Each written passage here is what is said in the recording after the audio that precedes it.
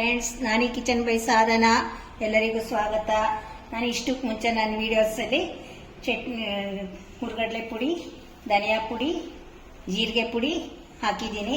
ಈಗ ನಾನು ಸೊಪ್ಪಿನ ಪುಡಿ, ಸಬ್ಬಕ್ಷಿ ಸೊಪ್ಪಿನ ಪುಡಿ ಮಾಡೋದು ತೋರಿಸ್ತಿದ್ದೀನಿ. ಅದಕ್ಕೂ ಸೇಮ್ ಪುಡಿಗಳಿಗೆ ಬೇಕಾಗಿರೋ ಥರ ಒಣ ಕೊಬ್ಬರಿ, ಮೆಣಸಿನ್ಕಾಯಿ, ಹುಣಸೆಹಣ್ಣು, ರುಚಿಗೆ ತಕ್ಕಷ್ಟು ಉಪ್ಪು, ಬೆಲ್ಲ, ಸಬ್ಸಿಗೆ ಸೊಪ್ಪು ತೊಗೊಂಡಿದ್ದೀನಿ. ಸಬ್ಸಿಗೆ ಸೊಪ್ಪು ದಪ್ಪ ಕಟ್ಟಾದ್ರೆ 1/4 ಕಟ್ ತೊಗೊಂಡಿದ್ದೀನಿ. ನಂದು ಮೀಡಿಯಮ್ ಆಗಿತ್ತು, ಅರ್ಧ ಕಟ್ಟು ಅಷ್ಟು ತೊಗೊಂಡು. ಮೀಡಿಯಮ್ ಇದ್ರೆ ಅರ್ಧ ಕಟ್ ಸಾಕು, ದಪ್ಪ ಕಟ್ಟಾದ್ರೆ 1/4 ಕಟ್ ತೊಗೊಳ್ಳಿ. ಇದು ನಂದು ಮೀಡಿಯಮ್ ಇತ್ತು, ಅರ್ಧ ಕಟ್ಟಷ್ಟು ಸೊಪ್ಪು ತೊಗೊಂಡಿದ್ದೀನಿ. ಅದಕ್ಕೆ 1 ಕಪ್ ಅಷ್ಟು ಒಣ ಕೊಬ್ಬರಿ, ಒಂದು 12 ಮೆಣಸಿನ್ಕಾಯಿ, ಬ್ಯಾಡಿಗೆ ಎಲ್ಲ ಸೇರಿ 12.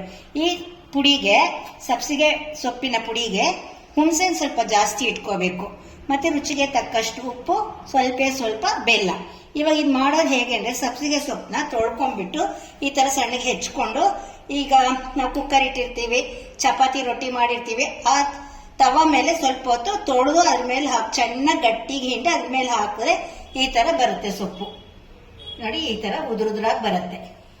ಇದನ್ನ ನಾವೀಗ ಸ್ವಲ್ಪ ತುಪ್ಪ ಹಾಕೊಂಡು ಬಿಸಿ ಮಾಡ್ಕೋಬೇಕು.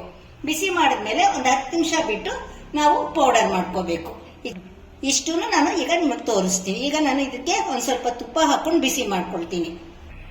ನೋಡಿ, ಈ ತರ ಸ್ವಲ್ಪ ತುಪ್ಪ ಹಾಕೋಬೇಕು. ತುಪ್ಪ ಹಾಕೋದಂದ್ರೆ ತುಂಬಾ ಅಲ್ಲ, ಸ್ವಲ್ಪ ಅಂದ್ರೆ ತವಾಗೆ ಮೆತ್ಕೋಬಾರ್ದು ಸೊಪ್ಪು ಅಂದ್ಬಿಟ್ಟು ಸ್ವಲ್ಪ ಹಾಕೊಂಡು ಮೀಡಿಯಂ ಊರಿನಲ್ಲಿ, ತವ ಬಿಸಿ ಬಂದ್ಮೇಲೆ ಹಾಕೊಂಡ್ರು ಪರವಾಗಿಲ್ಲ, ಇಲ್ಲ ಮೀಡಿಯಂ ಊರಿನಲ್ಲಿ ಈ ತರ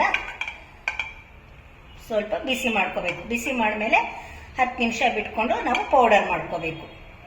ನೋಡಿ ಸ್ನೇಹಿತರೆ, ನಾನು ಸಬ್ಸಿಗೆ ಸೊಪ್ಪನ್ನ ಯಾವ ಥರ ಮಾಡ್ಕೊಂಡಿದ್ದೀನಿ. ಚೆನ್ನಾಗಿದೆ, ಒಂಚೂರು ತೇವಾಂಶ ಇಲ್ಲ, ಚೆನ್ನಾಗಾಗಿದೆ. ನೋಡಿ, ನಾನು ಮೀಡಿಯಂ ಕಟ್ಟು ಅರ್ಧ ಮೀಡಿಯಂ ಕಟ್ಟಲ್ಲಿ ಅರ್ಧ ತೊಗೊಂಡಿದ್ದೀನಿ. ಈಗ ಇದಕ್ಕೆ ಸೊಪ್ಪಿಗೆ 2 ಕೊಬ್ಬರಿ ಇದೆ. ಸ್ವಲ್ಪ ಜಾಸ್ತಿ ಆದ್ರೂ ಪರವಾಗಿಲ್ಲ, ಸ್ವಲ್ಪ ಕಡಿಮೆ ಆದ್ರೂ ಪರವಾಗಿಲ್ಲ. ಆಮೇಲೆ ಹುಣಸೆಹಣ್ಣು ಸ್ವಲ್ಪ ಜಾಸ್ತಿ ಇದ್ರೇನೆ ಇದಕ್ಕೆ ಚೆನ್ನ. ಗೊತ್ತಲ್ಲ, ಹಿಂದೆ ವಿಡಿಯೋದಲ್ಲೆಲ್ಲ ತೋರಿಸಿದ್ದೀನಿ. ತೊಳೆದ್ಬಿಟ್ಟು ಬಿಸಿ ಕುಕ್ಕರ್ ಮೇಲಾಗ್ಲಿ, ಬಿಸಿ ಹಾಲಿನ ಪಾತ್ರೆ ಮೇಲಾದ್ರೂ ಇಟ್ರೆ ತೇವಾಂಶ ಎಲ್ಲ ಹೊಟ್ಟೋಗುತ್ತೆ. ಈ ತರ ಗರಿ ಆಗಿ ಆಗತ್ತೆ ನಮ್ಗೆ. ಆಮೇಲೆ ಬೇಕಾದ್ರೆ ನಾವು ಸೊಪ್ಪು ಬಿಸಿ ಮಾಡ್ಕೋಬೇಕಾದಾಗ್ಲೂ ಜೊತೆಗೆ ಹಾಕೊಂಡು ಸ್ವಲ್ಪ ಬಿಸಿ ಮಾಡ್ಕೋಬಹುದು. ಈ ಸೊಪ್ಪನ್ನ ಈಗ ಫುಲ್ಲು ಇದೆಲ್ಲಾನು ಪೌಡರ್ ಮಾಡ್ಕೋಬೇಕು. ಈಗ ಎಲ್ಲ ಪೌಡರ್ ಮಾಡ್ಕೊಳ್ತೀನಿ. ಇದೆಲ್ಲ ಜಾರ್ಗೆ ಹಾಕೊಳ್ತೀನಿ. ನೋಡಿ, ಫಸ್ಟ್ ಹುಣಸೆಹಣ್ಣು, ಮೆಣಸಿನ್ಕಾಯಿ, ಬೆಲ್ಲ, ಉಪ್ಪು, ರುಚಿಗೆ ತಕ್ಕಷ್ಟು ಉಪ್ಪು ಹಾಕೊಂಡು, ಕೊಬ್ಬರಿ ಹಾಕೊಂಡು ರನ್ ಮಾಡಬೇಕು. ನೋಡಿ, ಈ ತರ ಅರ್ಧಂಬರ್ಧ ಆಗಿರುತ್ತೆ. ಮೆಣಸಿನ್ಕಾಯಿ, ಉಪ್ಪು, ಹುಣಸೆಹಣ್ಣೆಲ್ಲ ಪೌಡರ್ ಆಗಿರುತ್ತೆ. ಇದಾದ್ಮೇಲೆ ಒಂದ್ಸತಿ ರನ್ ಆದ್ಮೇಲೆ ಈಗ ಸೊಪ್ಪು ಹಾಕೊಳ್ಳೋಣಂತೆ.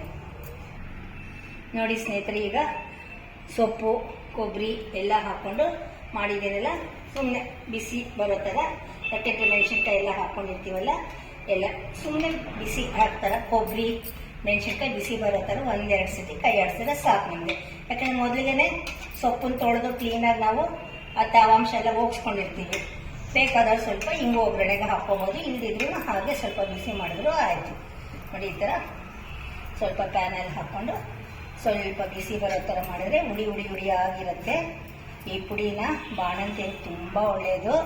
ಸಬ್ಬಕ್ಕಿ ಸೊಪ್ಪಿನ ಪಲ್ಯನೂ ಹೇಳ್ತಾರೆ ಡಾಕ್ಟರ್ ಕೊಡೋದಕ್ಕೆ. ಮತ್ತೆ ಈ ಥರ ಪುಡಿ ಮಾಡಿ ಇಟ್ಕೊಂಡ್ರೆ ಊಟದ ಜೊತೆಗೂ ಹಾಕೋಬಹುದು. ಇದು ಸಬ್ಬಕ್ಕಿ ಎಷ್ಟು ಒಳ್ಳೆಯದು ಅಂತ ಎಲ್ಲರಿಗೂ ಗೊತ್ತಿದೆ. ಹಾಗಾಗಿ ಬಾಣಂತಿಯರಿಗೂ ಇದು ಕೊಡ್ತಾರೆ. ನೀವು ಮಾಡಿ ಹೇಗಿದೆ ಅಂತ ಹೇಳಿ. ಯಾವ್ದಕ್ಕೆ ಇಷ್ಟ ಬಂದು ಉಪಯೋಗಿಸ್ಕೋಬೋದು. ಅದಕ್ಕೆ ಅಂತ ಏನಿಲ್ಲ. ಊಟಕ್ಕೆ ಮಾತ್ರ ತುಂಬ ಚೆನ್ನಾಗಿರುತ್ತೆ, ಎಲ್ಲದಕ್ಕೂ ಚೆನ್ನಾಗಿರುತ್ತೆ. ಬಿಸಿ ಅನ್ನಕ್ಕೆ ಮಾತ್ರ ತುಂಬ ಹೇಳಿ ಮಾಡಿಸ್ದಂಗಿರುತ್ತೆ ಸಬ್ಬಕ್ಕಿ ಪುಡಿ.